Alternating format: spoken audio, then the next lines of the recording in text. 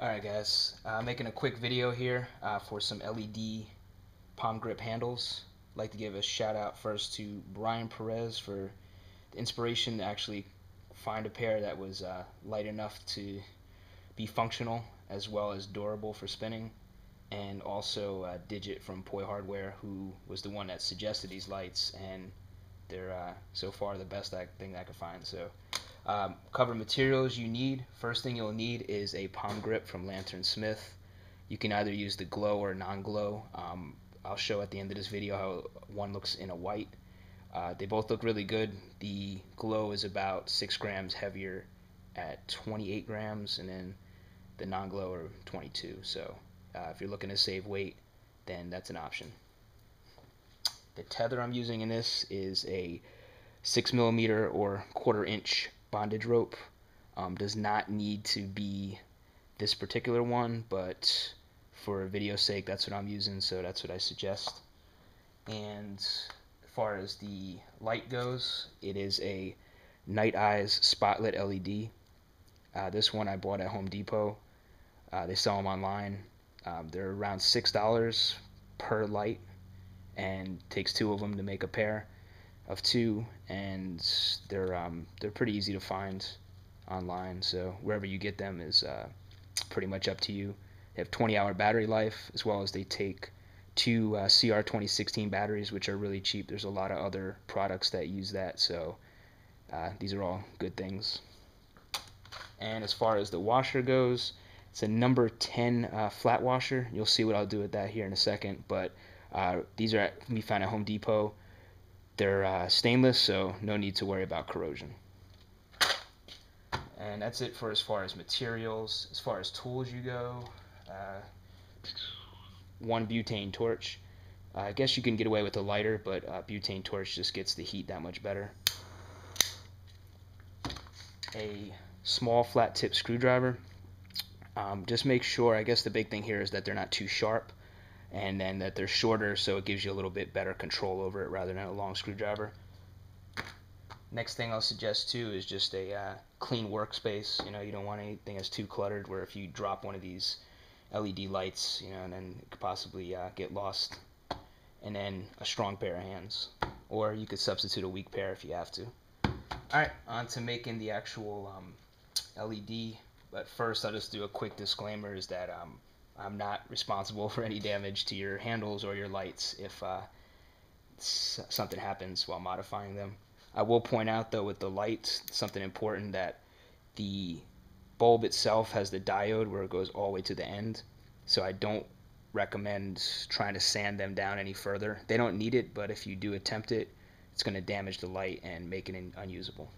So first thing, we'll start here, taking the rope. In order to get it to fit through this washer, you want to make sure that it's kind of pointy at the end, so when you melt it, just kind of hold the torch here, kind of hold it around like this. Usually I'll lick my fingers or get them wet somehow, and then make a quick little point at the end like that. Now, before you insert it through the washer, obviously you got to put it through the handle. The opening in the handle is pretty large, so it fits in there pretty easy. I'm just using a flat tip here to make it a little bit easier. You can use a pair of pliers to help you pull it through, but it's not really necessary.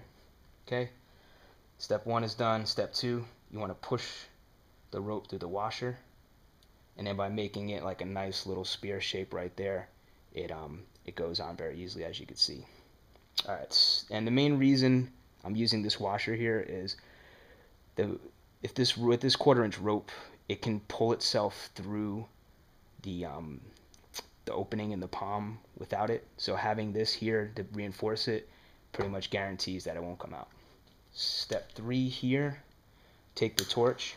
Now this is where you're going to want to have a hard surface. Here I'm using the back end of a vise, but any hard metal surface will do.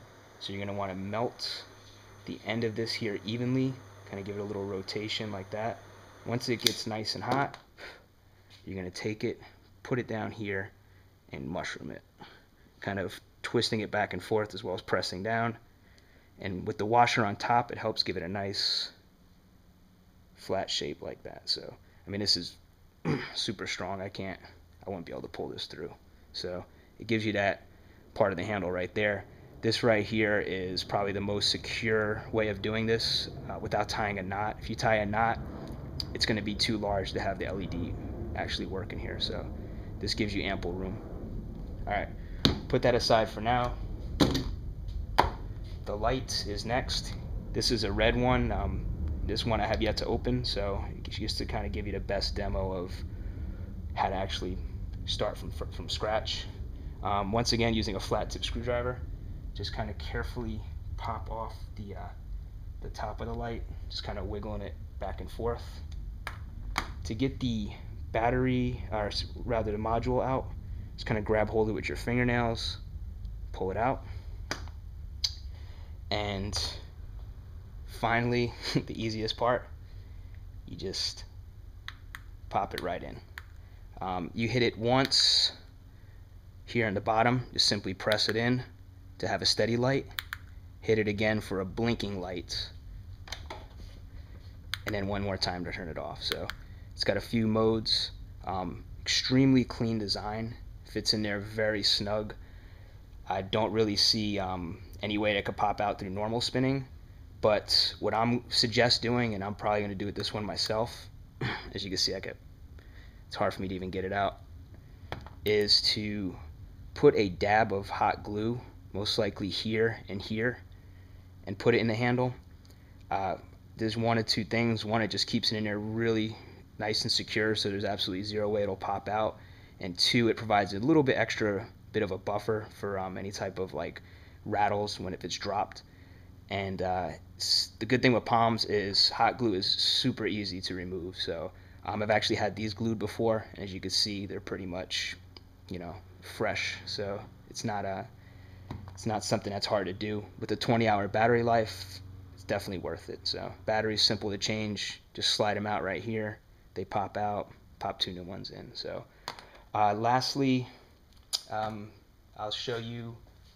This is a white palm here. I mean, looks just as good, So if you wanted to use a non-glow one, that's also an option. So that's pretty much it.